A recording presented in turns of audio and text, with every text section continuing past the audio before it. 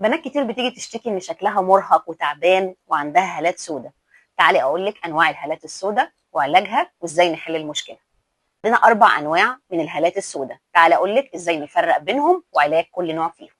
النوع الاول اللي هو البيجمنتد، اللي احنا قلنا ان هو نتيجه زياده الخلايا الصبغيه في المنطقه، وده له طرق مختلفه في العلاج. اولها انا ممكن احقن ميزو ثيرابي، تاني حاجه ممكن احقن سكين بوستر، تالت حاجه معايا ممكن اعتمد على الكريمات.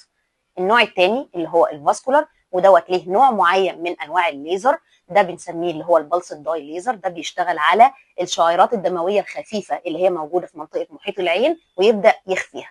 لو انا عندي ميكس من الاثنين طبيعي ان انا هعمل ميكس في العلاج بين الاثنين. النوع الاخير معانا اللي هو مشكله التير تراف، ودي علاجها الفيلر.